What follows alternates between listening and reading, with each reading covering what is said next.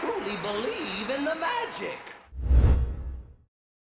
What's up, Magic fans? Welcome to Penny to Your Thoughts, Orlando Magic UK's weekly podcast. This is episode 78.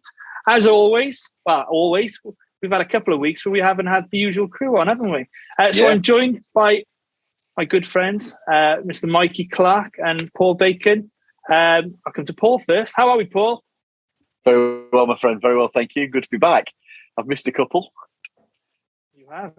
You have. No, it's good to have you back, mate. Mikey, you all right, mate? All good, mate. Paul might be away next week, might you? You might not be on next week's episode. Now you're back on the injury report. Oh, mate. Yes. 2 weeks ago, as you know, 3 weeks ago it would be. Yes, I told you about walking into the sofa and breaking my little toe on the right foot. Well, on Monday, we were out walking, and the right foot, I have managed to trip myself up over a fallen branch and have rolled the right ankle. So not only am I wandering around with a very painful little toe still, I've also wandering around in circles because I can't go straight at the minute because my right ankle is bruised and swollen. So yeah, I've done well, really. I've heard this nickname Calamity, haven't I? You know what, this week when I do the old little name tags that go up on YouTube, I'm going to check yours is going to be Calamity this week. Unfortunately, the Magic's offence wasn't as explosive as I was yesterday. Gosh, we're not going there. Those in the Twitter group, they know what that's about. No, don't go there. We're not going there, but the ones in the Twitter group know all about that. Yeah. Oh my gosh. Yeah, there we go. No, it's good to have you back though, and let's get cracking. So before I start, a quick affiliate plug. Please support today's episode and visit the official NBA store, EU or Fanatics, using our affiliate links in the description of the podcast. Shop the latest NBA gear, including Orlando Magic merchandise, including jerseys, shorts, and T-shirts, available with international delivery. Please use our code MAGICUK10 at the checkout for 10% off your entire order, or any discounts that are live on the website, which may be more than the 10% we can provide you. Please note some exclusions may apply, and you can find all our links on our website, orlandomagicuk.com, which Mikey, in fairness, I've got to bring it up, has given a bit of a revamp and changed the colours a little bit, haven't you, mate? Yeah, looks a lot better now. Just freshening things up. Just thought I'd tie our colours in with the Magic a little bit more. Yeah, I like it a lot. Quality. And on that note, actually, the Magic Moments season is coming to its end. We've only got 4 or 5 games left to be updated. You know, the 4 to follow after this episode and the one from last night. So looks like it's a 3-horse race, but who knows? People may forget to put their entries in. So there we go. And those that do put them in may be awful. Yeah, you wouldn't believe how many people get 0 out of 5. Because I was updating it on Thursday night, and there's so many people. Sometimes they get 0 out of 5. Shocking. Yeah, I've been there, done that. Anyway, but yeah, that's because you put questions that aren't the right ones sometimes. Yeah, I know. Yeah, question 3 has been a problem this week, hasn't it? Because I just quick edit. Yeah, there we go. Never mind. So, bit of Magic news. Last night's game, Franz Wagner wasn't able to finish or play beyond the first minute against the Toronto Raptors after spraining his ankle in the first minute of the game. We haven't heard any more as we record on the severity of it. So we just cross our fingers and hope it's good news. And, you know, I'm hoping that he can finish the season and you know, get that Iron Man, you know, playing 82 games in his rookie year. That'd be quality. Second bit of news, the Magic signed Devin Kennedy to a 10-day contract on Thursday. So we should get to see Devin play some of the final games of the season. Any thoughts on that, guys? Paul? Well, I think it's one of them stories that you're just really pleased to see. You know, the guy came in for us last season, had his best game for us the game before he got injured. Horrific injury. You've got to feel for the guy who's worked so hard to get back. And he's got his chance. And I think the Magic have done the right thing in that they've given him another chance. I'm pleased that we have actually gone out and brought him in.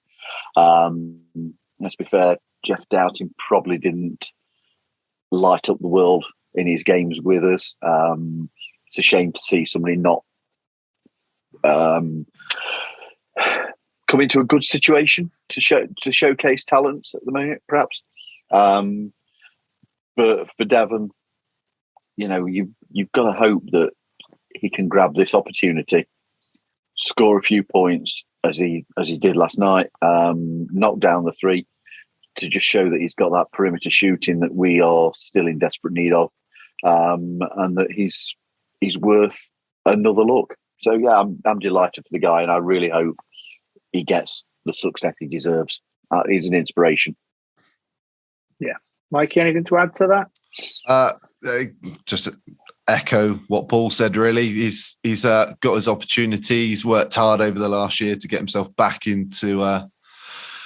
up to full fitness and back out on the floor. He's had a really, really good season for Lakeland. He's been putting up some really, really nice numbers in the G League. And personally, I would like to see Devin possibly take one of those two-way spots next season, because I think with his three-point shooting ability, I think he's certainly somebody that could help us next year on a two-way deal as well. Obviously, if we can keep him with Lakeland as well and keep helping them out. But yeah, I mean, this is kind of what we're going to be doing the last 3-4 games of the season, giving some of these, not lesser players, it's not the term I want to use, but players towards the end of the bench, players that want an opportunity to showcase what they can do. Now they've got the chance to do it. And it's good to see Devin back out on the floor. It is exactly what Coach Mosley said he was going to do, isn't it? That we were going to, after All-Star, he said that we were going to see different rotations, we were going to see different lineups on the floor, and he was going to experiment and see what we'd got.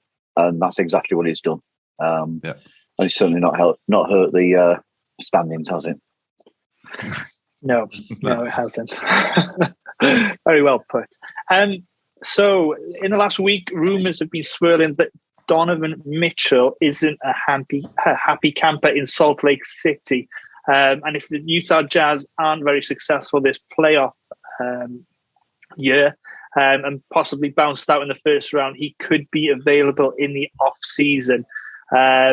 People have been, putting their thoughts out that maybe a package including Jalen Suggs, Jonathan Isaac, and our first-round pick could be something that would tempt Utah to trade Mitchell and possibly a filler like Rudy Gay. Any thoughts on acquiring Mitchell, and are there any players that are off the table for you? Mikey? We've had this discussion. Well, we had this discussion a little bit last week, didn't we? But we've also had a chat about it in our WhatsApp group. And I said, if any player of Donovan Mitchell's ability becomes available, you've got to have a look to see what you can get or what you have to give up to get him, because he's a player that's already, he's a sure thing. You know what you're going to get with Donovan Mitchell. He's already a two-time All-Star. Who's one of the better scorers in the league. I'm just not quite sure. I feel like a lot of these rumours are probably coming from Magic fans more than anything. I'm not quite sure we're in the right place to make this move right now. Like I said to you guys in the week, I feel that with Jamal Mosley and a new coaching staff, we are set up to develop young players. I wouldn't say it would be unfair on Mosley, but I don't feel that we've got the setup there to go from developing young players to all of a sudden you acquire a star player and then you've got to quickly build around him whilst he's 25, 26. to then push forward this rebuild and work yourself into contention. In terms of players that I would give up, I honestly wouldn't take any player off of this roster off of the table. I don't feel anybody's untouchable. Now, we like players like Franz, we like Markel Fultz and Cole and Jalen, but to me, are any of those players going to become Donovan Mitchell is the first thing you have to ask yourself. And I feel like as fans, we probably overvalue players more than other teams do because we like them, don't we? We like their personalities and how they fit together on the floor. But for me, Donovan Mitchell certainly speeds up your timeline. But in terms of the coaching staff and the way we're set up, I'm not quite sure we're ready for this sort of move yet. But I would love Donovan Mitchell on the Magic. Well, he's the right age, isn't he? 25, fits in with the timeline. Like Mikey, I think it's more a case of us having some wishful thinking that we're in that position at this moment. I'm not convinced that we could put a package together that would significantly interest Utah to part with a player, even if he's unhappy, that they would get a return that puts them in a strong position to still be a team that's competing, unless they are intending to go into some form of a rebuilding phase, at which point then perhaps dropping in this year's pick becomes very attractive. If there's the opportunity, I think we've got to explore it, because personally I would rather give up this year's pick and get an established player that you know what he can produce. You know, I'm just looking at the moment, 26.1 points per game, 1.5 steals a game, 5.4 assists. You're getting consistency. You know what you're getting. Whereas if you get somebody out of, we've had this discussion before when we've been talking about tanking. Yes, it's very nice to get the good lottery odds. It's very nice to get the number one pick and all these sorts of things, but there's no guarantees. There's no guarantee that that person that you're picking is going to be or going to become an established star. So if you've got the opportunity to get an established star, then it's worth trading that pick and pieces that you've got along with it.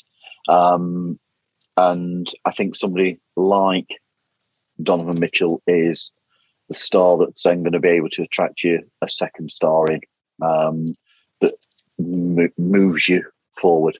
So yeah, I would look at anything. I would like to see it. I wouldn't want to. I'm not going to say I wouldn't part with, but I would hope that we didn't have to part with, say, Franz or Wendell, and obviously Markel potentially. Yeah, but I wouldn't the rule same out boat as anything. you. I wouldn't rule out anything though. Yeah, echo what you guys just said there. I suppose I think my list of players I'd rather keep is probably a bit longer than what you guys say. I don't know. I think like Markel, I wouldn't trade him for LeBron James. In his heyday, Markel's my guy now, isn't he? So if it's an opportunity to get Donovan, you've got to look at it. And like what you just said, Paul, there's no guarantees with that pick. You could end up with Mike Olowokandi or Andrea Bargnani or somebody who's not very good coming in at the top of the draft. It is a crapshoot, and it's a lottery. I just don't think it's that realistic. And you also got to think, right? Do Utah really want to trade Donovan Mitchell, who's 25? Like, it just doesn't make any sense. And for me, there's probably other teams out there, and I'm just thinking of a couple off the top of my head: Minnesota, the Pelicans, a couple of teams like that who have already got a star player or two that have got pieces there that they could make moves to acquire somebody like that as well. I mean, let's say the Pelicans, right? That they've turned things around a little bit since CJ's gone there. You could trade Zion to Utah for Donovan Mitchell. I mean, I'm just making stuff up, but you do something like that. Utah then have a young player that they can build around, but Mitchell already turns the Pelicans into a bigger contender in the West. Like, how whether that works on paper, I don't know, but that's just an idea. But I do feel like there's other teams that have got more to offer than we have, and we've just got essentially a bunch of kids and draft picks. If we're honest, that is what it is, isn't it? Yeah, this is exactly where I am, mate. We're not the team that's going to be able to put a replacement star in the mix to be able to get that player back. So I'm not convinced that we're there. We will be eventually. Yeah. I know you just mentioned the New Orleans Pelicans, so shout out to them for beating the Los Angeles Lakers last night and making it even more difficult for them to get into the play-in. So good times indeed. And the Spurs winning, mate, as well. And the Spurs winning. Yeah, we're keeping an eye out on all those matches that really matter to us. And the LA Lakers losing is certainly top of my list. Right, weekly recap then. So we did go 0-4 last week. So I'll just quickly gloss over these results. I can't believe we lost this game for the Sacramento Kings. Won't lie. I thought, right, that's my one win for this week. I'm going to get it right on our prediction, but wasn't to be. So we lost to the Sacramento Kings 114-110 in overtime. Key contributors: Mo Bamba, 18 points, 13 rebounds. Markel Fultz, 16 points in 20 minutes. And Moritz Wagner, 15 points, 6 rebounds, 5 assists in 19 minutes only. So his per 36 for that game would be absolutely brilliant. We then played the Cleveland Cavaliers and lost 107-101. Wendell was probably the key contributor, 15 points, 12 rebounds. But interestingly, no starter played more than 28 minutes. So that was a theme that we've gotten used to as the week's gone ahead. We then played in Washington. We lost 127-110. Franz Wagner scored 28 points, 5 rebounds. Markel Fultz, 19.7 assists in 21 minutes. And it was a nice shout out on the broadcast for Josh Robbins, I thought, which was a nice touch for all the work he's done for the Magic and for us as a community. So props to Josh. And then last night, as we touched upon, we lost to the Toronto Raptors 102-89. Devin Kennedy made his season debut for the Magic, scoring 9 points on 3 of 7 from downtown. And Markel Fultz scored 12 points. I'm not saying Markel Fultz every time just because. It's his stats that do jump out in the limited minutes. You know, I am a Markel homer, but he's been great, mate. There's no way of putting it. Stats either, pal. It's not just his stats. We've said this before. There's so many times that if you watch a game, if all you're watching is the game recap, the 3-minute game recap that the NBA put out, you have no idea what has gone off in that game.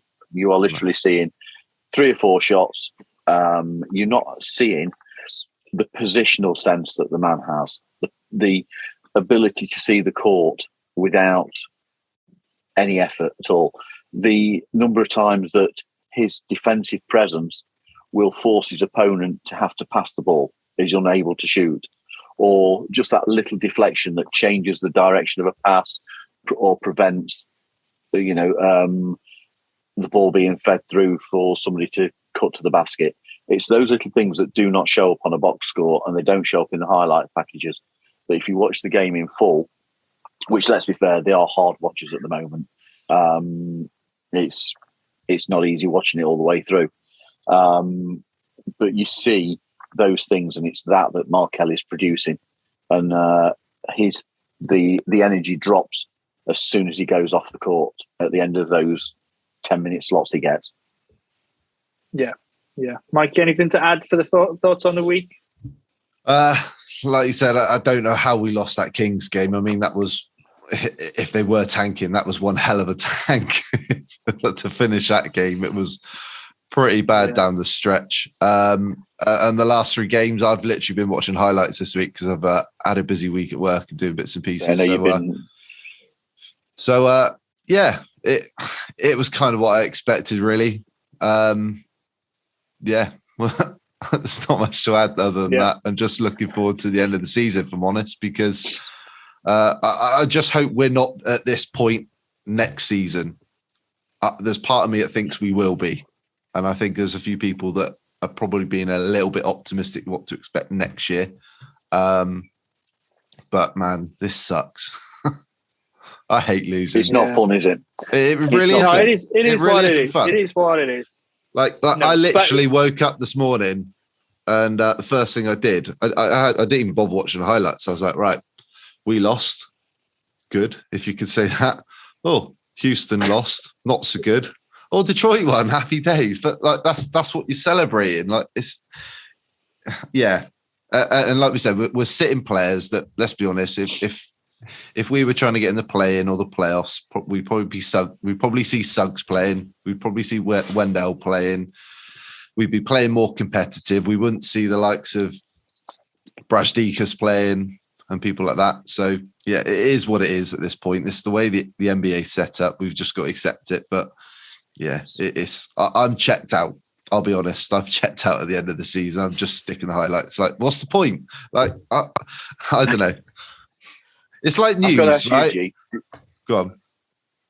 No, go on, Mikey. Carry on. I was just saying, it's just like news. Like, I'm just you guys know me. You've known me for a long time. I'm pretty positive.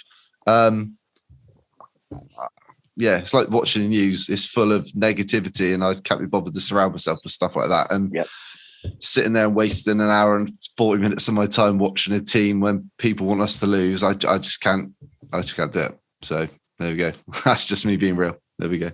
Did you watch the game in full, G, last night? Yeah. The Raptors game. Can you explain that challenge call to me? No. No. I sat there and I was absolutely bemused. I just do not understand how you can go from somebody who's collected the ball to take his first steps for the layup. So he's clearly in the process of shooting, clearly is fouled.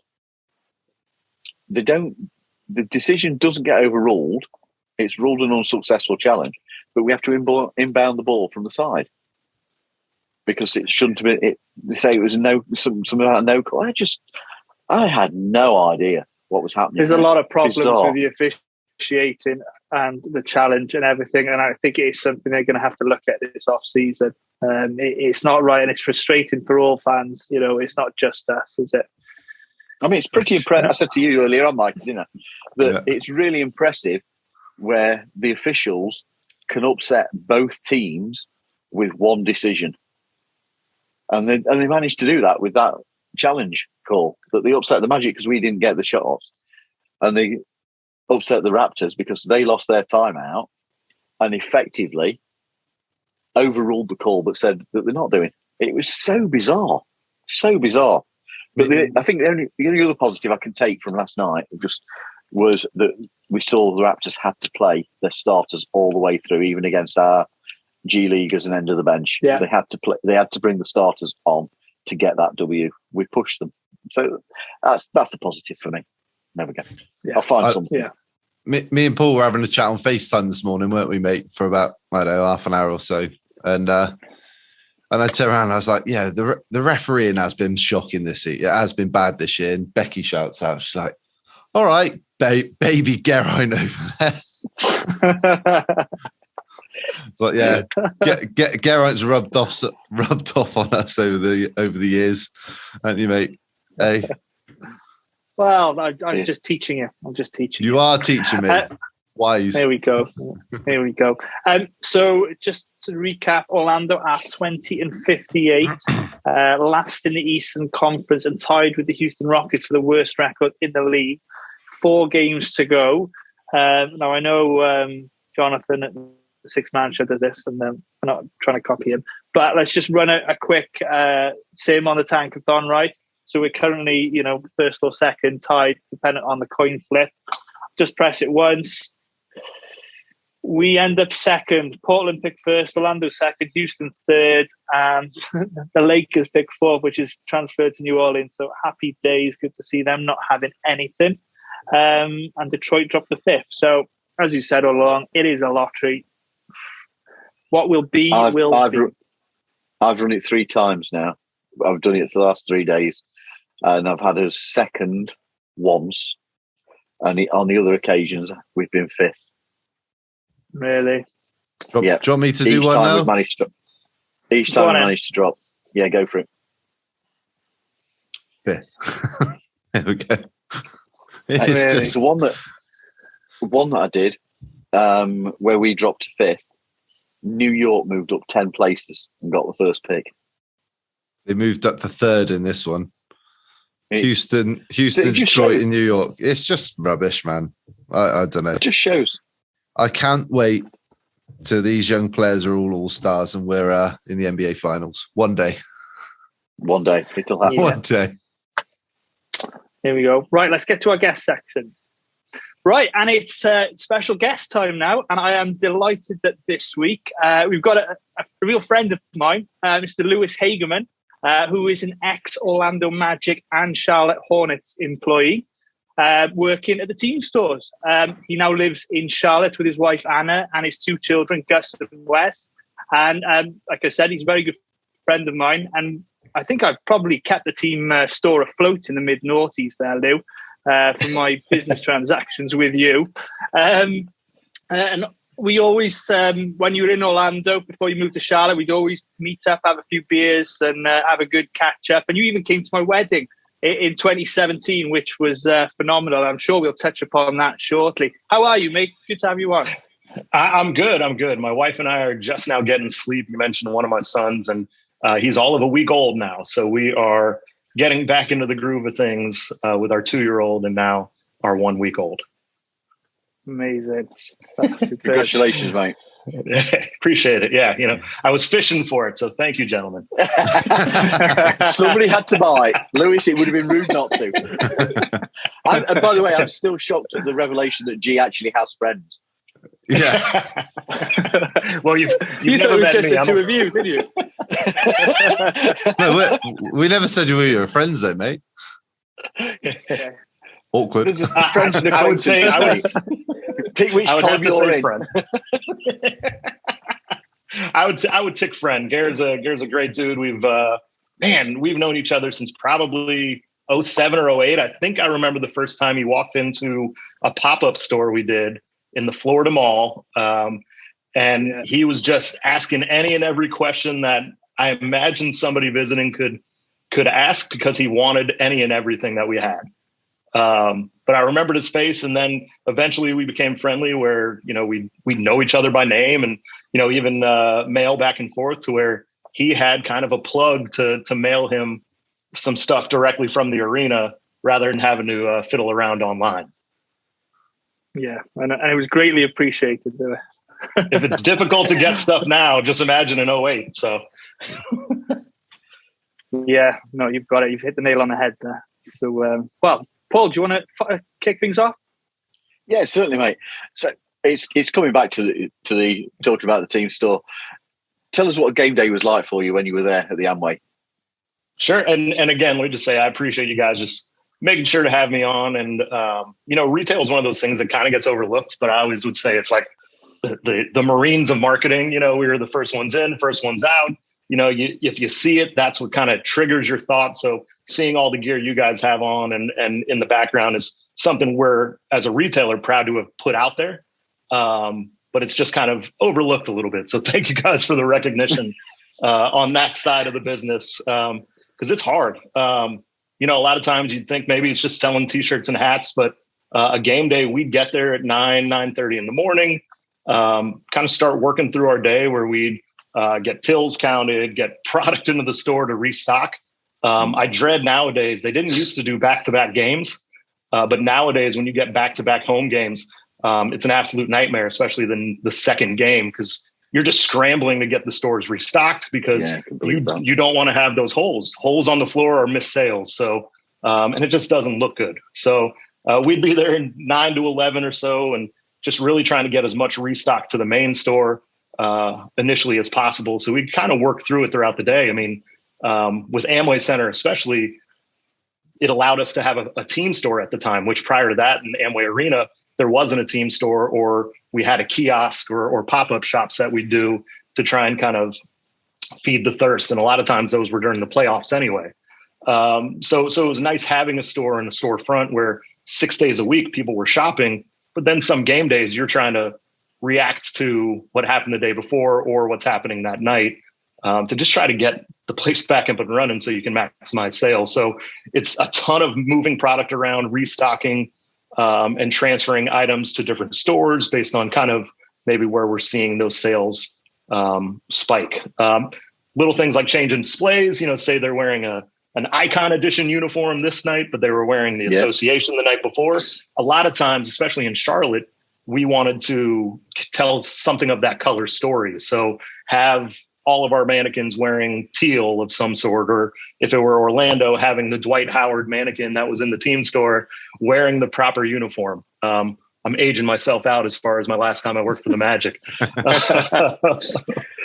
But yeah, I mean, it was kind of that. And then doors open around 5:30, and you're just constantly going, smile on your face, just helping the fans. And then again, restocking as you go, as stuff sells out.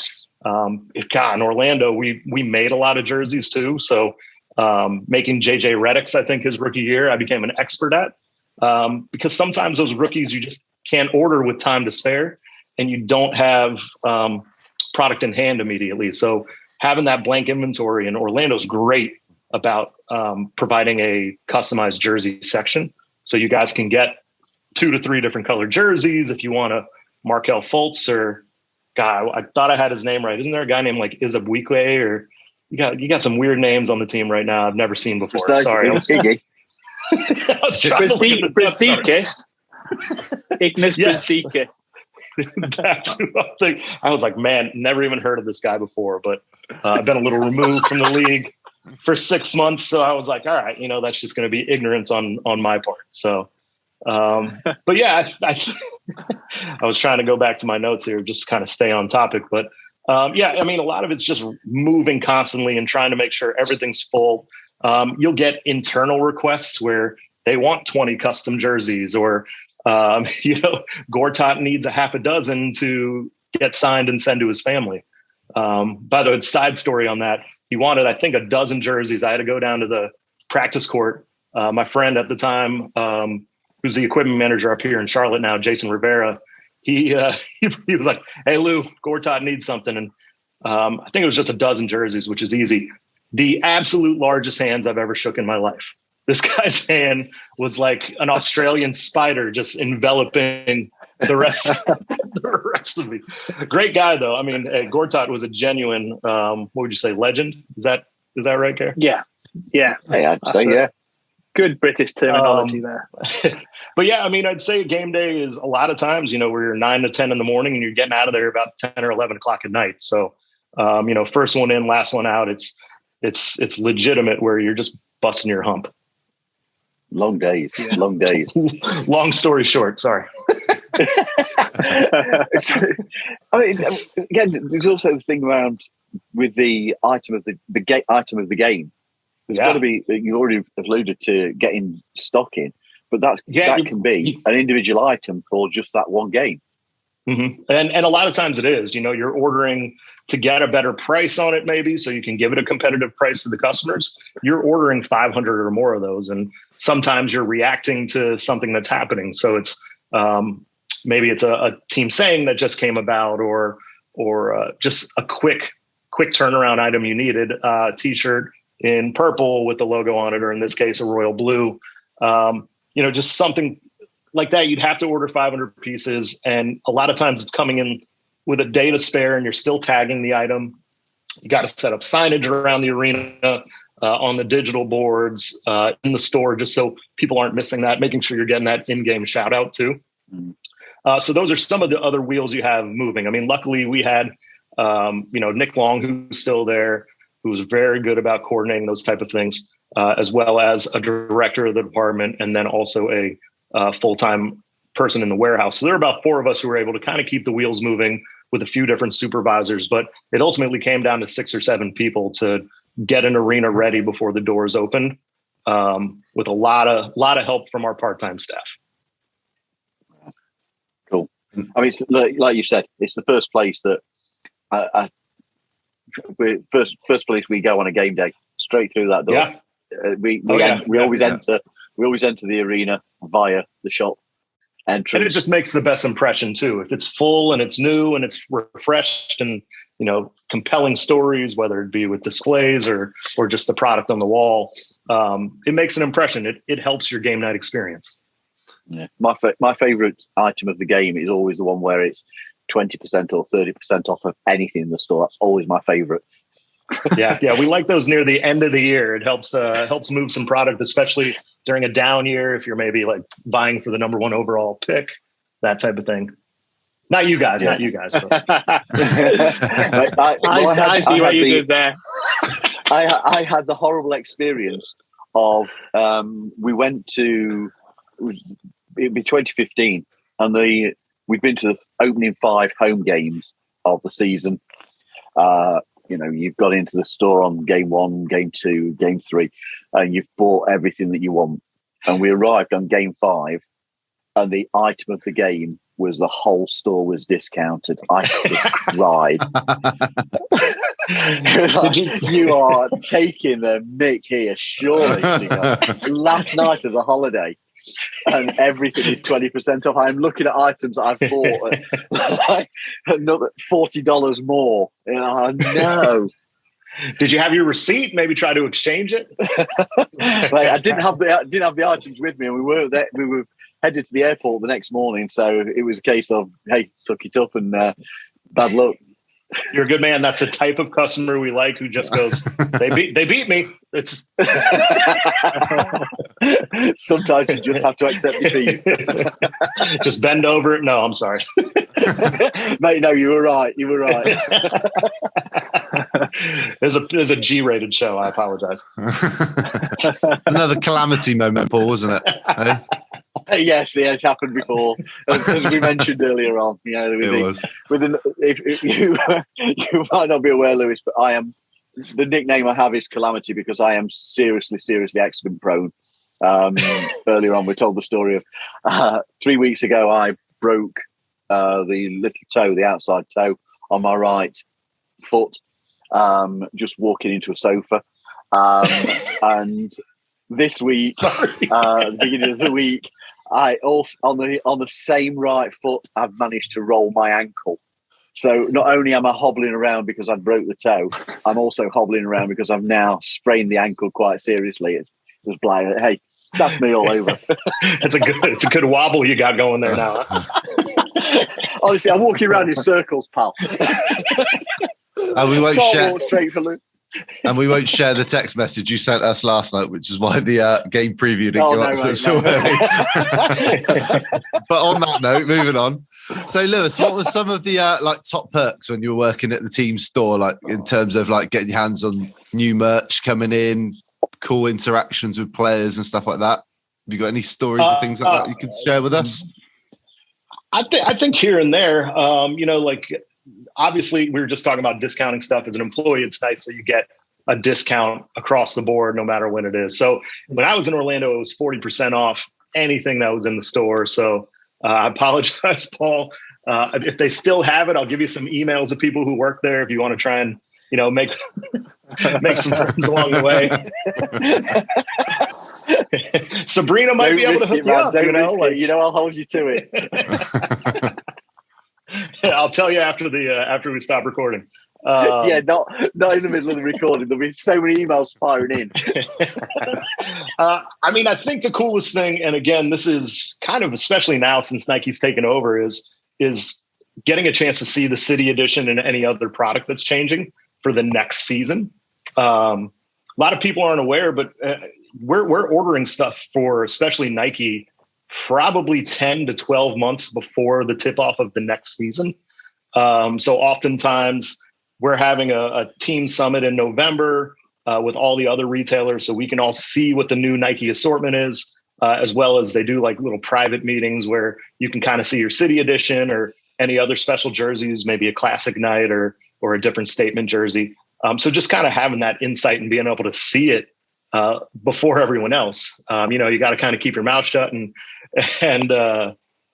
honor the secret, but it's kind of cool knowing something nobody else knows. And kind of being able to build a story with that. I remember when we had those mint Buzz City jerseys last year, and I saw it 10 months before, and I'll tell you what, I darn near, I was at a loss for words. And for me, that's something that doesn't often happen. But also too, just being a part of kind of the retail marketing, you get to your experience is retail, but you're able to, start having input on how we're going to release a product, or if there's a cool way to do it. For me, my first experience was when we unveiled the new uniforms. I think it was in 2008. Correct me if I'm wrong. But we did a whole Dwight Howard, a model walking down a runway. And this was, prime time. So you had Turkaloo and Rashard Lewis and all of those guys, but they're debuting the home and away uniforms back then. And we were selling them on site. It was at a place called the Cheyenne Saloon, which I don't know if still there on Church Street, but being a part of that and then kind of the tease leading up to it. I know I'd come up with an idea of doing zoom ins on the jerseys to kind of tease different elements of the uniform without seeing the full jersey. So having the opportunity to do some of that stuff was definitely a perk. I mean, part of the job, but not part of the job that they hired you for.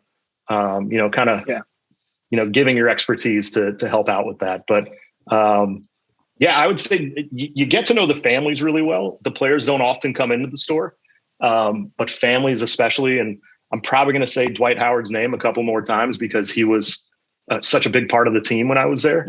But his family, they were Geraint's level customers because they shopped nonstop.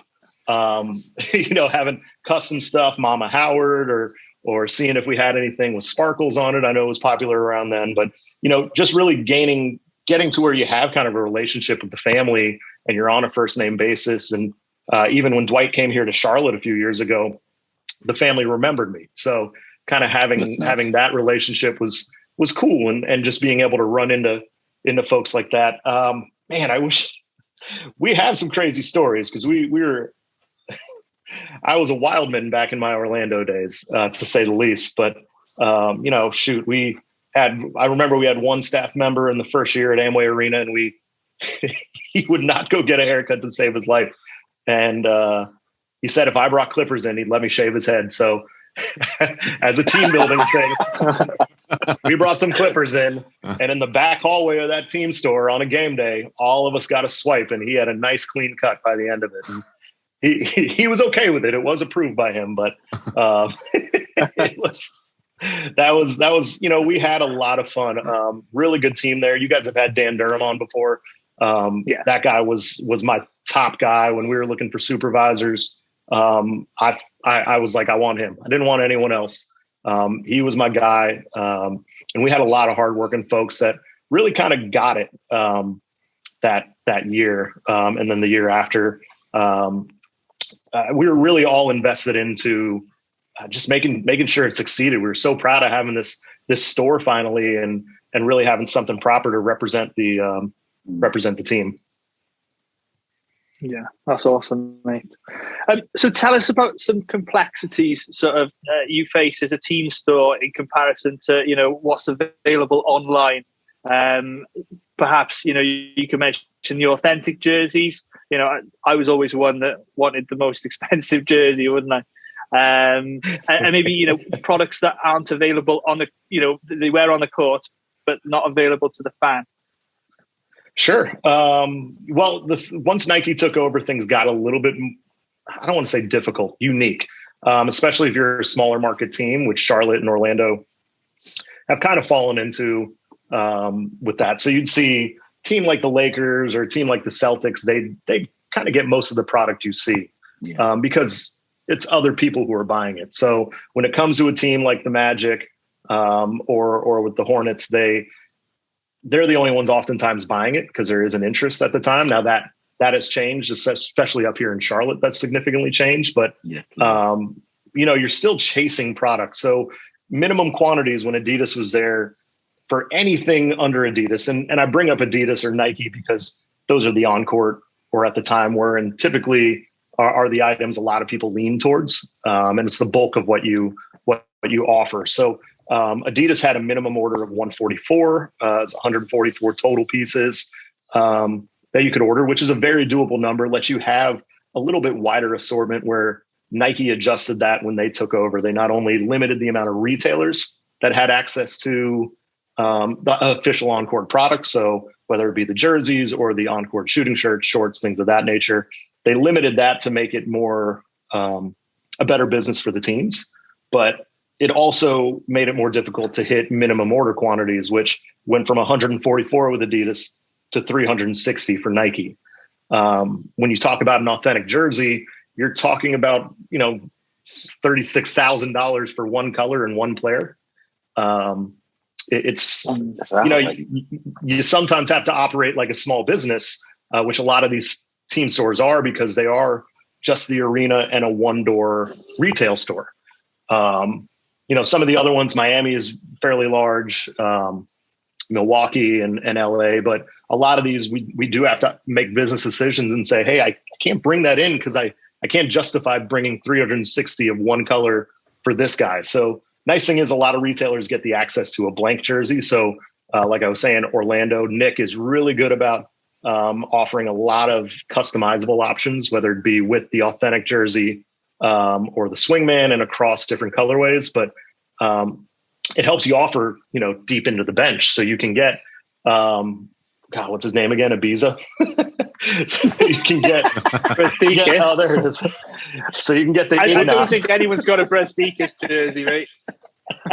But you can get it there. That's what. Hey, the way you're shooting, G. Hey, I tell you what, if anybody's got a Brastikis jersey, that's going to top my big baby jersey I had a few years ago. I do like the Glenn. This is a Courtney Lee from the finals year, so I'm very proud of that one. Wore that one to LA for a finals game. So you run into back to what I was saying. Sorry, you run into a lot of issues with just getting the stuff made, because you'd love to order 144 of them, but then there's another 220 that other people may not buy. So then they'll come back to you and say an order's canceled because they just didn't hit minimum. So you'll run into that where we have to kind of make decisions on jerseys. The nice thing is Nike keeps the icon jersey in stock. So a lot of times teams will at least offer that and have that in players, and you have that year round. You'll also a lot of times see that online, even if it's just from a customizable standpoint.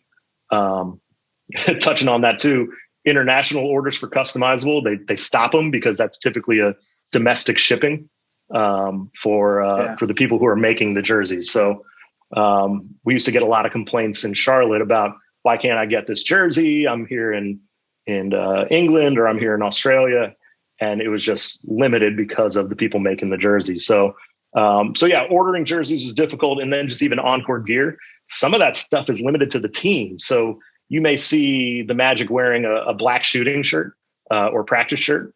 They won't release it at retail because they want the team to have some unique stuff, to have kind of a unique look on court that the fan can't wear. So you may see the color come out the following season or something of that sort. And then Nike, again, lead times 10 to 12 months oftentimes. So you're waiting a long time to get stuff ordered, or you're forecasting for stuff to sell before you even know who's even on the roster for the next year.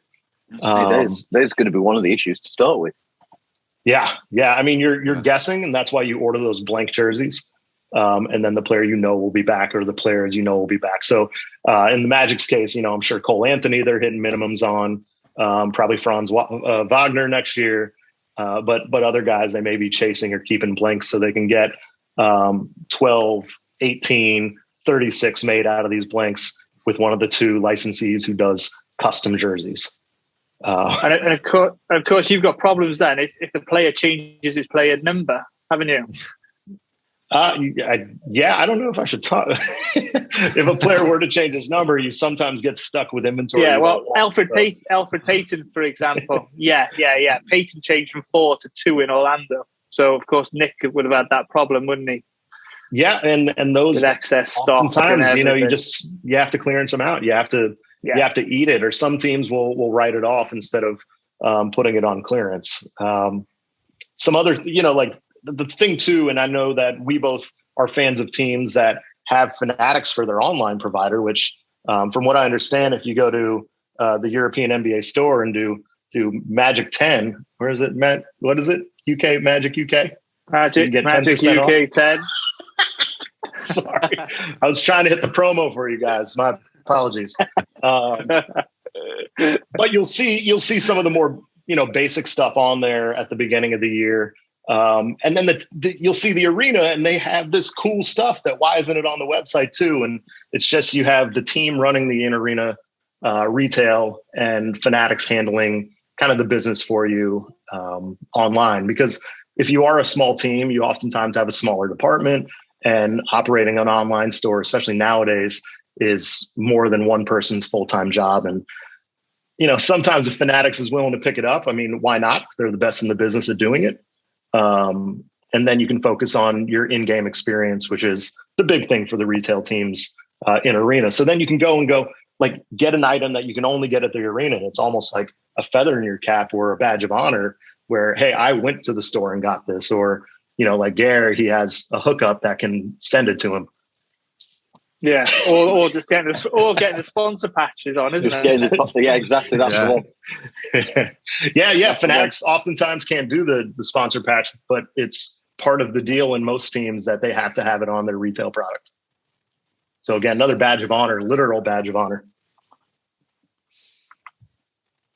So, sorry.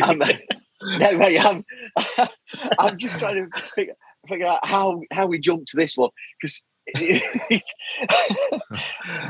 is rare. You're a softball player, mate. I'm asking you about something I have absolutely no knowledge of. But you were on a softball team with Bo Outlaw. Yeah, it was. And Bo's been on the show. We know the kind of guy he is. Tell us about being on that team, the experience, and playing alongside. Was it fun? And any stories, obviously. It was a blast. No, I busted out our old jerseys, some of my keepsakes that I had from my Magic softball days. That's a good one. I think Geraint would like this Magic softball. And it's if you don't know softball, it's essentially a bunch of old people. When you get to my age, at least, and we're drinking beer before, during, and after. But it's basically baseball played with a bigger ball and underhand pitched to people most often. So it's a soft toss, so you kind of can get good. I almost said good wood, which is a baseball term, but you can get a good hit onto the ball. But it's not like it doesn't fly like a baseball. Baseball can fly out of the stadium. Sorry, Paul, I'm seeing you laughing here. Goodwood's done me, man. It's a legit baseball term. I get Goodwood. I'm impressed. But yeah, it's soft. It's underhand pitch baseball essentially, which a lot of times is beer league focused, where you're swinging the bat and playing the field with one eye open. Not necessarily with Bo. Bo is a guy who runs clean, and good on him. I want to say he was only a few years out of the league when he started as a community ambassador, and then hopped on the team. And he was our first baseman. I would say nothing better than having a first baseman who's 6'8". When you're throwing the ball, I oftentimes played across the field from him, so you're able to really kind of have a better chance of getting the out and throw to a wider range because he could reach it. Bo was a cut up. He was always joking around with folks. I mean, couldn't be a more genuine guy, but he liked to have a good time with it. I don't know that I ever saw him without a smile on his face. Maybe if the other team was a little bit frustrating. We had one team we used to play oftentimes, and they had a former Major League Baseball player on their team. So basically every time the guy got up, he'd rake a home run on us. But other than that, I mean, I think it's just competitive fire that he has, and rightfully so for a guy as, competitive on a professional court, let alone on a very amateur softball field. But we had a good time. We did bring a title home to the Magic during that tenure, which was a great run, but it was a team made up of, people who were community relations staff and people who were, Otis Smith played a couple of games with us filling in, and his assistant was our ace pitcher. She is probably I used to say she's the queen of underhanded sports. So if you're playing bags against her, which is, trying to think of what the proper term of the game is, but anything underhanded, she would beat you at, no doubt about it, which included softball, which was good on our end. But yeah, I mean, I would say again, we would drink our fair share before and after. We even had a regular bar, and I've brought Gare to it, called Spats. And yeah, what a place! Oh man, it is a place where you go to forget the evening almost. But they would, we would get this thing called a goey, which some people call it a road soda. But we'd have something along with us and really playing some good softball, but enjoying ourselves while we're at it. So aside from the softball, what was the go-to drink? What's the go-to beer? I want to say it developed to. I like a hazy beer. So back then, I was leaning more towards a Hefeweizen. So Blue Moon for here in America was huge at the time, and then typically would use that as a chaser for a shot of Crown. So a Crown Royal. So I would enjoy a shot of Crown Royal and then sip it down with a Hefeweizen. And the goey would be a mixed drink because, it needed to pack a little more punch if I was limited to just a little styrofoam cup. But it was good times. Sometimes I probably couldn't tell you some stories from that place, but we had a good time playing ball and typically would represent the team pretty well, at least from a competitive standpoint. All right, so we obviously know that you work for the Hornets and the Magic, but you got to assist in the development of the store whilst the two new arenas, the Spectrum Centre and the Amway Centre, were being built. Wasn't that right, Lou? So tell us about the experience of, giving advice about how it should look. You obviously came to London when you came over for my wedding, and we did tour a few soccer stadiums, didn't we? We did. I have a soft spot for Chelsea. I apologize. I hear that there's Liverpool fans in the room. So that's all right. Chelsea lost today, so it's all good. There's only one. I'm not a big fan. I wouldn't have been able to tell you that.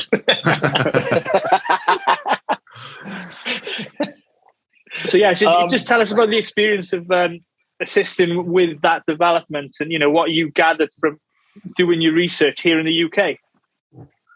Oh man, now you're throwing another curveball at me here. Research based on the UK. Oh, okay. I will say that Chelsea store, and I'm sure, the other teams there in London and around the UK have something similar, but man, do they do it right. Like, talk about a full experience. It feels like you're walking into a museum, because they have the championships on display. They have everything kind of dynamically presented. Like, I have not seen a store that is better kept. Like, they have to have hired somebody who's going around just spacing the hangers ever so gently because it was immaculate. And that's something I would have wanted to, I did my best to bring to the States. The difference between, I think, retail in the States and what I experience of retail overseas is, man, we have a saying here, and it's stack them high and let them fly. And a lot of times you just try to put everything you have out there as much as you can and just hope it all sells. Item of the Game is a great example of that, where you try to make sure everything is available because you don't want to miss that sale if somebody needs a size small or medium. But yeah, so I wanted to make sure that, especially here in Charlotte, I had a lot more say in the matter. And both stores, I want to say merchandising was kind of my key.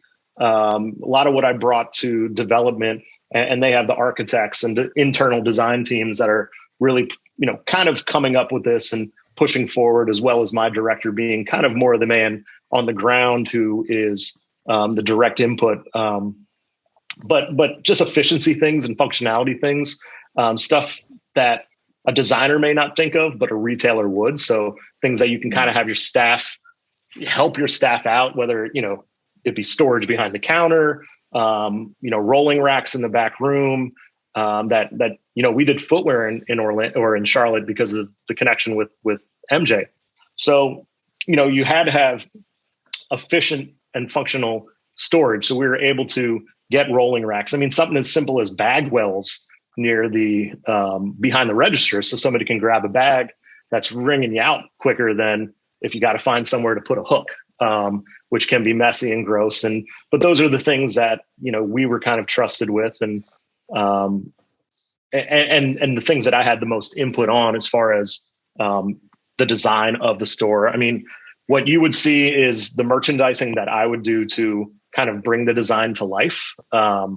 In Orlando, it was great because they did a lot of branding within the store. So they had nice textured fabric and team colors, and nice hard court floor on the ground that looks like the actual parquet court in the stadium. So it really brought out a lot of the personality and the design. And then the product really complemented it. And here in Charlotte, it was making sure that our product told the story, because we had just a plain white walled store, had little elements of our DNA, hexagon shapes and honeycombs and such, but really wanted to make sure that the product told the story. So that's something we worked on, especially opening it up, is telling the story of the team, and then any other brands you may have partnerships with, emphasizing that. So recently we had the partnerships with Jordan Brand, especially, where 1/3 of our store was dedicated to his product.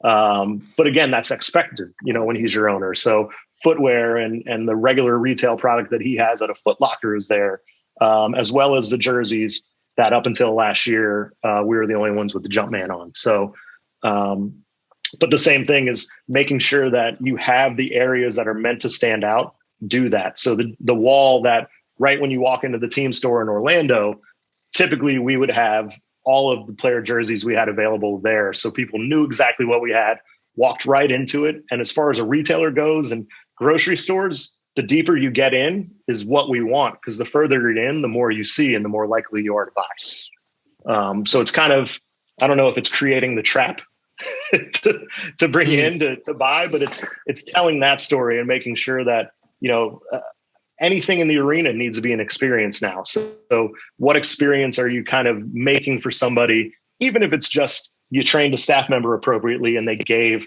a great experience that a fan remembered, and then they seek that person out next time, or they go to that location next time because they had such a great experience. But yeah, I think design-wise, functionality was what I was big on, if there was actual structural design, and then just making sure to have the store look right and be ready for whenever we open those doors. Awesome. So, Lewis, you're a Hornets fan. How do you see the rest of the season playing out? They're 40 and 38. They've just made the play-in tournament. So I'm guessing they play Cleveland potentially in the first play-in game. How do you see the rest of the season playing out, and what's going to be considered a successful season for the Hornets? Sure. I mean, I think we've already had a pretty successful season because we're locked into a play-in. We're not chasing a spot in the play-in tournament. And then we've hit a higher win total than we have probably in the last 4 or 5 years. I mean, I think the last time we had 40 or more wins was right before Nick Batum got an absurdly large contract from us, because him and Kemba were playing good ball, and they brought Miami Heat to 7 games in the first round. And but now with them having 40 wins and the potential to get above 500, which is likely with 5 games left, that's big in itself, especially for a team that's young. LaMelo Ball is still 19. Miles Bridges is, I want to say, 23, 22 for PJ Washington, and so on and so forth. So it's a team that I think has fallen on some hard times with Gordon Hayward out. I mean, we play some of our best ball when he's healthy. So him being out has hurt the team and hurts the depth. But yeah, I think a successful year would be getting out of the play-in tournament and into a standard playoff scenario. So as that 7 or 8 seed, to actually get a series to play and just bring some playoff basketball back to the city. The city needs it. The football team hasn't really been doing it. We just got an MLS team here starting this year. But again, they're 6 games in, I would say, so into their livelihood. So the Hornets winning some games would be huge for the city.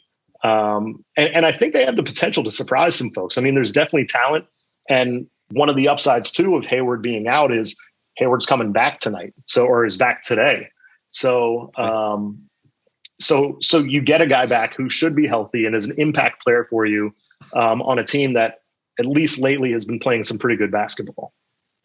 So I think going to the regular playoffs, even if it's a loss in the first round, would be a successful year and would prove that these young guys kind of have something good going on here, and that our coaches is actually doing what was promised, which was develop these players into, professional contributors and even more so.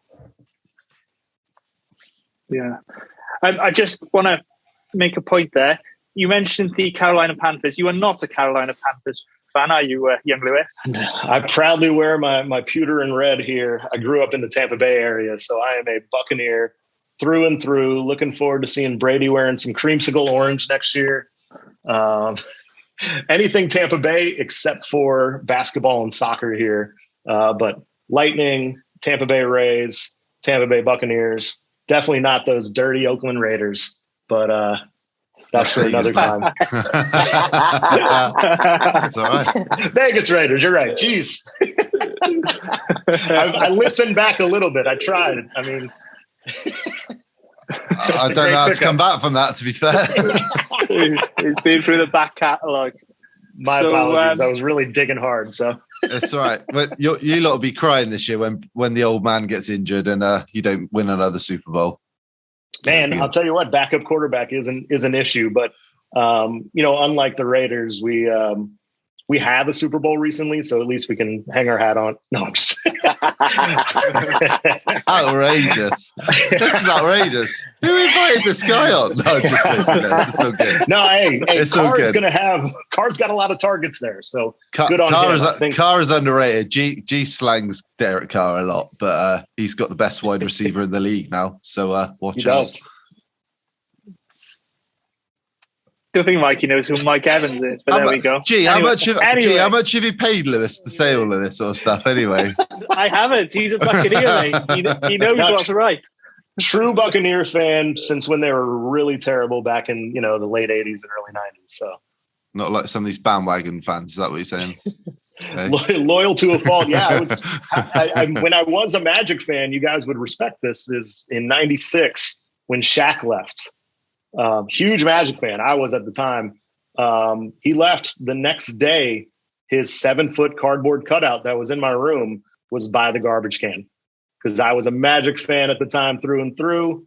Didn't need to be anybody else. It was all about the team. So very satisfying win when I think it was Horace Grant playing center and they won that Christmas Day game that they should not have won at all.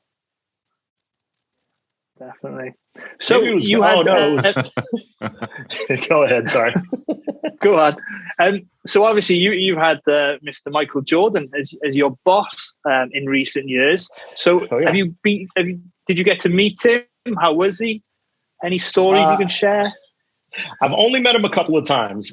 He is very much, and I don't want to say hands off, because I know that he has his hands in the pot where it really is necessary.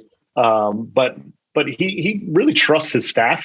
That's what I've experienced. The couple of times I've met him, and it was when we opened up the new store, was the last time that I really got a chance to talk to him. And it was me and his assistant, his brother, both of his brothers worked for the team, and very talented men as well. Just weird saying family works for the team and then like, oh, of course they do, but really talented guys that were ready for or right for their job. But getting a chance to talk to him about the store, like, when nobody's around him, he's able to kind of be probably himself, instead of having to be this icon and always have people tapping him on the shoulder. And, it was weird hearing Michael Jordan saying like, hey, you know what? Maybe we could put some, elephant print on that wall, or put some of this on this wall, and just being able to give input on just the look of the store, which I wouldn't have thought would have been anything that crossed his mind. I thought that was pretty interesting. And, I would say I remember exactly what we talked about. A lot of it was store operations. And I just remember thinking in my head, don't be an idiot. Don't be an idiot. This is Michael Jordan, but don't be an idiot. It's okay. It's fine. It's fine. It's fine. Just you're okay. You're okay. And kind of talking myself off the ledge while I'm sitting there having a conversation with, arguably the most popular or famous man in the world. So yeah, that was cool. Stories that I have, again, not much. The one story I would say, and this is one that I've gotten hearsay on, but there was rumor that a intern in the basketball operations side was wearing some Adidas sneakers. This is when Adidas was still the on-court provider, and they used to give stuff to the team. And he was wearing some Adidas sneakers, and I guess MJ saw him wearing these shoes, and made sure that he took them off immediately and walked to his desk to go get a proper pair of shoes on, because he wasn't going to have him with that Adidas nonsense when he is the foremost basketball footwear aficionado. And that was the thing. It was kind of with Charlotte, you just didn't wear Adidas unless it was maybe the on-court stuff. You stayed away from the 3 stripes or anything that wasn't a Jumpman. You could get away with some Nike stuff, so you could get the swoosh, but that thing, Jumpman all the way, and you kind of drink the Kool-Aid. I mean, I have a dozen now, and I've probably gotten rid of a dozen more shoes that are Jumpman. And but I would say that's the best story I heard, is where he made an intern walk barefoot back to his desk so that he could put on a pair of Jordans instead of wearing the dirty Adidas he had on. Nice. That'd be no use, because I'm an Adidas man. I'm all about their trainers. Always about theirs. Good thing an interview nowadays would be like through a Zoom call from the chest up, so he wouldn't even see you wearing them. Give you ample time to get some Nikes or some Jordans on your feet. Yeah. Thank you for that, Lou. Just before we just get to the next section, have you tried lava bread since you stayed over at my parents' house? That, you know what, I don't pass up a meal all that often. And I think I did pretty good on some English fare. I know you were very surprised when I visited that I liked mushy peas, which are delicious. They're salty, mashed up peas. They're delicious. Why wouldn't you like that? But exactly. Tell this my friend in the top right-hand corner who wouldn't have them when we were in Whitby. It's the law. You've got to have green mashed potatoes. Come on. Green mashed potatoes. Lewis has done a deep dive here. He's gone back through a few episodes. No. I was talking about mushy peas because I remember you took me near the London Eye. You took me to get fish and chips. And it was at kind of a chain place. It wasn't a mom and pop. But you made sure I got mushy peas, and you were very surprised that I liked them. Very surprised. I think we were drinking ciders while we were doing it too. That was a good time. I think I was on like a 32-hour run when you picked me up from the train station. It was something like that. He was like, "You want to go take a nap, or do you want to go see like the bells at Buckingham Palace or the guard change?" And I was like, "Let's roll. Let's do it." And I think 12 hours later, it was 4th of July also. So it was American visiting. It was. On the 4th of July, I met Abe Lincoln near Parliament. Didn't know he had a statue there. And I think we were drinking out till about midnight, and we crashed at his best man's apartment that was nearby. It was a great time, but yeah, lava bread is the worst thing I've tasted in my life. Your dad tried to put it on a Welsh breakfast, which was very much like the English breakfast, and had the baked beans and the blood sausage, and all fine by me. But then he busted out with this stuff, and it looked like stewed spinach, or it looked like here in the South, we have something called collard greens, which are delicious. They're cooked with, pork fatback. And, I thought they might be that. But I guess this is like fish oil and seaweed and like, edible seaweed, basically. It was the worst thing that's ever been in my face, and it has created nightmares for me since then. I don't eat it, by the way. I don't like it either. Is this why you've not been back to the UK since G's wedding? Maybe it played into it. I can't believe you made them feed me that. No, hey, I will say his folks are legendary. They are two fantastic people. I would just never eat any food that they gave me ever again. I'm just kidding. No. If I want to go back to the UK, Gare put me on to Nando's. So I love Nando's, but we have like 3 of them in America. And the closest one is in Washington, DC, 6 hours away. But I do keep Nando's sauce handy. It works with just about anything. So Geraint would be proud of me for still chopping on that. I have never been in a Nando's. What? What is wrong? You've never been to a Nando's? That's terrible. Never been to one. Never been to one. You have a go at me for not eating mushy peas and you've never been to Nando's. What's wrong with you? Some would say I'm more British than you are since I'm right, exactly. I'll get my bags now. I'm on my way. See you. For an American visiting, though, I really liked it because it was one of the few places that did free refills and had ice for their drinks. I went into a restaurant and I think I got like steak and chips and I asked for a soda and the lady brought it out to me and I was like, can I get some ice for this? And I'm pretty sure she brought 2 cubes out with her. It might have been 1. Yeah. We like our drinks cold. There is that sort of temperature difference between the UK and Orlando, though, isn't there? Let's be fair. There's not that many weeks of the year that we need ice in a drink here.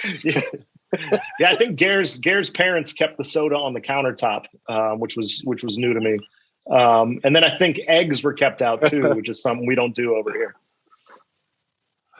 Yeah, that's right. That's right. But we don't do a lot of things right around here. I'll be the first to admit that. So I'll leave it at that. You take it as it is. Also, Gare, your jersey's making me think about something I saw on the Magic's website, and I'm curious if you own a pair of this year's City Edition underwear. No, I don't. Well, yet. Hey, Paul, they'll be on sale if you want them. Just wait. They'll guarantee. Listen, as soon as you mentioned G in underwear, I zoned out. That is not So I shouldn't say G dancing in underwear. Leave that alone. Definitely not. Paul's the dancer. Paul's the dancer of the theatre. Yeah, get the floss going. I would love to see that. You and your Adidas. Lovely. Quality. Right. I'm gonna have to cut it then and do a few predictions for this week ahead. We've got to be sensible now. Yeah. Just a little bit. It's all right. We got a quiz to come as well, and Lewis is hanging around for the quiz because it should be good. So since our last episode, the Magic went 0-4, which somebody might be delighted about in this recording. There might be 2 people who are delighted about it. Oh, is there a tanker? Somebody's rooting for a tank? Yeah. Well, Mikey went 0-4, predicted it correctly. I went 1-3, and Paul went 2-2, as did Gary. I thought I went 1-3. Oh, did you? Oh, don't worry. Yeah, we got it wrong. I'm not that optimistic. We got it wrong. I know I'm anyway. kind of a guy. The glass is always half full, but geez, I'm not that bad. we are nosediving, mate, and we are aiming for that bottom. I was just predicting that we'd beat Washington. That was it. Yeah, you were right. So the season standings, I think Mikey's already won it because he's 10-9. I'm in second at 8-11, and Paul's third with 7 and 12. Incorrect. Wooden Spoon champion again. Wooden Spoon, yeah. I'll be in the post again. I haven't won it, G. I haven't won it. I updated it this morning. Have you not yet? No, I think I'm 9-9 and you're 8-10. All right, okay. I think you've updated it on our notes. Did I do it on the wrong one? It. Yeah. So all you can do is tie me next week. We've got 1 week left. Does that mean we've got to avoid the whole season? Yeah. No, I'm sorry. No. Don't worry about it. Calling shenanigans, clearly. There's been a good scorer who's beaten a good player here. There's some fiddling going on the scores. I'll tell you what, that Magic Moments table looks a bit lopsided though, doesn't it? Eh? Well, you should make sure you put your entries in, shouldn't you? Right. Anyway, still beating me on that. Even though you've missed some entries, you're still beating me. That's true. I've not missed one. So how many times, Paul? Come on. You know I like to talk. Rein it in, G. Come on. Okay. 4 games to go before we record our final episode of the season on Monday, the 11th of April. We play the New York Knicks on Sunday night at 11 p.m. UK time. We face the Cleveland Cavaliers on Wednesday at midnight. We play Lewis's Charlotte Hornets in Charlotte on Friday. Will you be going? Probably not, man. I got a newborn. I gotta play it safe right now. So makes sense. And then we finish the season against the Miami Heat next Sunday. Time is to be confirmed. And our very own Connell and Gary will be at that game. So they're the 4 games. I'll go to Lewis first. How will the Magic fare in those 4 games? All right. So we'll start with the Knicks here. Knicks look like they're just on the outskirts of playoff. Don't look like they're going to come nipping on the 10 seed heel. So knowing New York, they'll probably start crashing. But I don't want to give you guys that win because I really want you guys to beat Cleveland. So that's what I'll be rooting for. We need Cleveland to lose here in Charlotte to kind of help us potentially jump over them. So I'm going to say it's it's a loss to New York on Sunday night. I think you'll have a lot of those New Yorkers that live in Florida. They're going to come. They're going to raid Amway Center. You're going to hear all about, their pizza being better and things of that nature. And also that night, their basketball team will be the better of both teams. But Tuesday is a game for the Magic because only real fans show up on Tuesday. And they're going to beat those dirty Cavaliers. I'm saying a lot of dirty stuff here, and I'm meaning the exact word dirty. It's my favorite adjective. That's okay. Yeah, I think you beat Cleveland.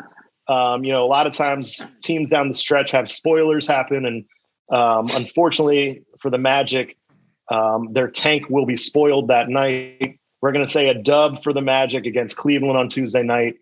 Then in Charlotte, we've had Terry Rozier calling for fans to come out, and that people are getting excited about some playoff basketball. So I think you're going to have a tough game here in Charlotte. It's going to be a game of the backcourt with Melo and Cole kind of going back and forth.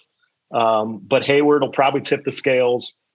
And Miles Bridges has just been super consistent all year long. Yeah. Also, if you want to check out his most improved player stuff that the Hornets are putting out, it's really a nice assortment of production that they've done for that push. And Miami's just playing some of the best basketball of anyone this year. And I hate saying it.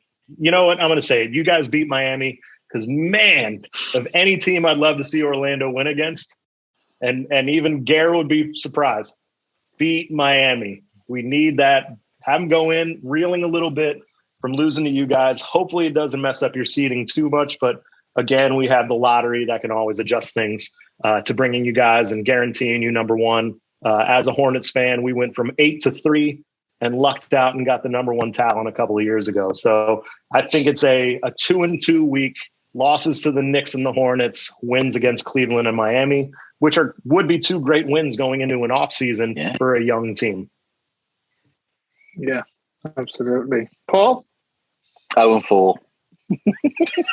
I'm taking it. I'm taking Mike to the ground. I'm going to try and finish on a high.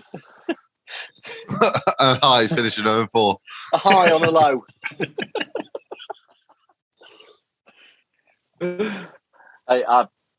I do think that we can actually beat the Cavs, but I'm going 0-4. Just because I want to take it from Mikey, so as he can't go for it.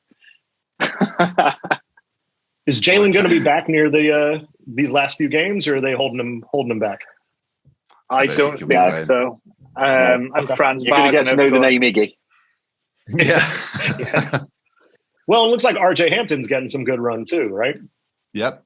Improving. He is. He is playing some reasonable ball. Yes. The problem is we're keeping out Wendell Carter Jr. We're resting players. Markel's only playing 20 minutes a game, and Wagner's you can see by the rotation, fourth quarter, that how the team's headed, shall we say? So I loved your optimism, Lou. That was for you. I'm a guest, so. Great, thank you, Mikey. 0-4. There you go. Yeah, you can't have it. No. Yes, no, you can't. No, we're not changing the rules with 2 weeks to go. This is not on. Not a chance. The game that worries me is the Knicks, because they're down and out, 34 and 44. They're not making the play in. They're going to probably be trying to improve their odds, should we say? But we've already seen Wagner's out. Well, he certainly went down with an injury last night. I don't think we'll see Wagner the rest of the way. I don't think Suggs will be coming back. We've already gone through all of that. It's going to be G League players. Iggy's going to get plenty of time. Admiral Schofield's going to get time. Devin Kennedy. Yep. Yeah, it's going to be. I'm looking forward to the end of the season. We don't normally say that. Enthusiasm is at a. It's not at a premium at the moment, is it? Not at all. We are struggling to find anything to be excited about. Let's be fair. No, but we're still here and we're still pumping out the content. Still rooting. You know, no other cheer the UK losses. team is podcast every week and not, being the worst team in the league. So there we go. I got to go different because I got to try and catch young Michael there. So I'll go 1-3. And I will say we will beat the New York Knicks on Sunday, hopefully. Well, I say hopefully. I don't want to fall out of that first seed for the tank. I know. I need one of those tank helmets like they had on the 6-man show with Jonathan they had last year. That was quality. So let me ask a question. Right since then. the timing's so weird. I'm sorry. Since the timing's so weird, though. Are you guys going to stay up and watch those games, or is that DVR watch the next day? It's NBA League Pass the next League day. Pass, man. Hey, like there are. I mean, we've got to give a shout out to Angus and Gary and I can't think of the other guys' names who always stay up and watch. It doesn't matter what time the game tips. Ross. They are sat watching Ian. the game live. Yeah. Incredible dedication. And I don't know how they're doing it with some of the basketball that we're watching at the moment. A lot of alcohol. Incredible dedication. Go on, mate. Yeah. A lot of alcohol. Yeah. That's the only way I'm staying up that late for that. Yeah. No, that definitely. I agree, Paul. Right then, Magic Trivia time. Paul's favourite time of the week. So Lewis having worked with the Magic. So this is all going to be Orlando players that played, going back to probably, about 2000. I've given you 3 each, and all I want you to tell me is what college they went to. Of course, with the NCAA happening this weekend. So I'm going to tell you the player, and if you can tell me their college, score a point. Okay? So let's go. So, Paul, I know your knowledge has been the last couple of years, so I've made yours a little bit easier. All right. So, hey, I'm gonna. If it's not Franz with Michigan, I think I'm done. So if Franz is not one of the questions, I'm out. Well, you're wrong because he's never played for the Hornets. Oh God, right? Okay, I didn't realize it was. No, not with the Hornets. Is that not just joint? The Magic. Just the Magic. Oh, just the Magic. All right, okay. Just the Magic. Just the Magic. Take it back, so we'll go to Paul first. We'll go to Paul. So one of our other rookie, Jalen Suggs. Who do you go to? I'm actually struggling on college names. Duke? No, afraid not. Does anyone want to hazard a guess? Gonzaga. Gonzaga is correct. I take no notice of the college stuff at all. Do you not? Right. Okay, let me give you a really easy one. JJ Redick.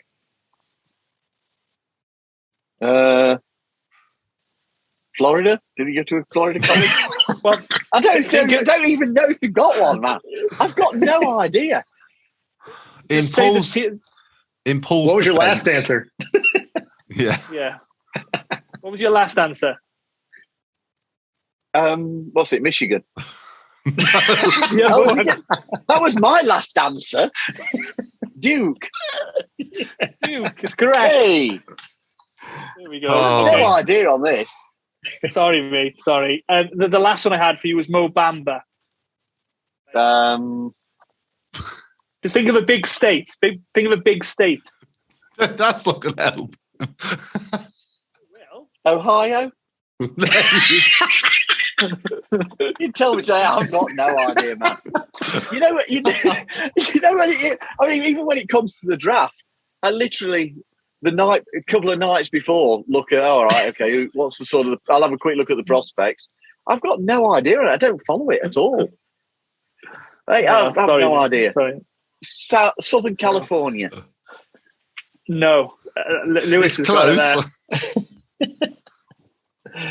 It's Texas. Oh yeah, of course. I remember him saying he was is it Longhorn? Yeah, that's it. You did know, or you've learnt it now anyway. Yeah. Right, who wants to go next, Lewis or Mikey? You got Lewis go next. I guess they both prefer me to have another set of answers. Get the comedy value up. Watch, he knows everyone you ask me, though, I'm sure. Right, Lewis. Nick Anderson. Oh, man, now all of a sudden I'm going blank. Of course I know Nick. Jesus, Mary and Joseph. Illinois. Yeah. Illinois. Spot on. He had the shirt on when he came on the pod. He did. I didn't get an offer. No. Right. Somebody who was on the Magic the year after the finals run, Ryan Anderson. Oh, crud. That's awful. I can't think of it. I feel like it's a West Coast school. So I'm going to go with California. California Golden Bears. Yes. Spot on. Right. And if you don't get this one, something wrong. Chucky Atkins. Oh, well. So there's this small school. You can tell the story here. Out of Tampa. It's called the University of South Florida. It is my alma mater. A lot of people say, why is it the University of South Florida? It's in Tampa. There's so much more underneath Tampa. But when it came about, it was the southernmost public university in Florida. So that's why it's called University of South Florida. Final answer for Chucky Atkins. Go Bulls. Well done. My favorite USF. Magic player of all time. Well done. 3 out of 3. Right, Mikey. I'll take it. Go on then. Nelson. Jameer Nelson. Why do I should know this, but I can't remember. Think of where the team went for the bonding trips when Dwight Howard was there. They went to his home city. Well, I know it's Philly, but I can't remember what the college is. Lewis knows. Lewis knows. St. Joseph's. St. Joseph's, that's it. St. Joseph's, yeah. Right, next one. Vince Carter.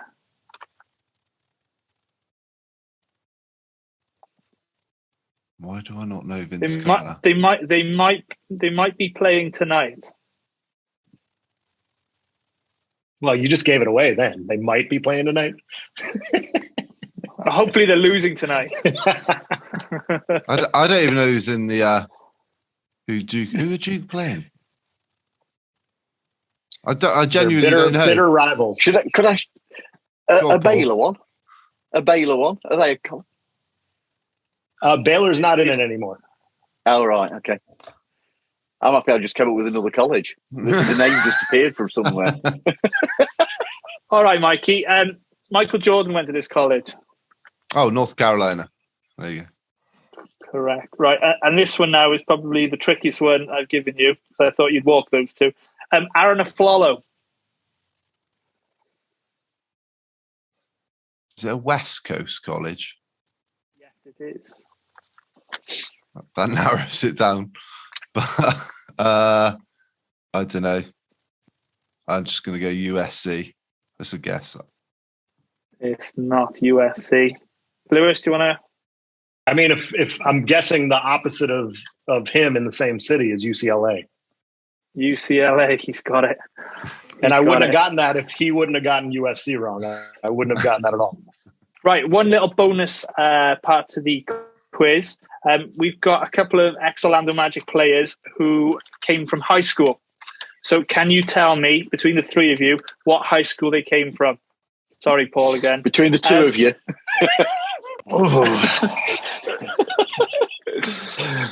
Right. Might only be Mikey on this one. Woo. Right, the first one is Dwight Howard. Was it Mount Zion Christian Academy? No, I think that'll be another guy, though. Yeah. So yeah, that's right. I know who that is. I know it's one of them. Oh. Darn, because I used to try so hard to try and get this jersey into the store when I was in Orlando, especially. But I can never get them to approve it. I know the colors are like maroon and white, but the name of the school is just totally escaping me. And I believe it was a church school also. So it had like a church name to it. It was. Oh, yeah, it is. It was. I've decided to cheat.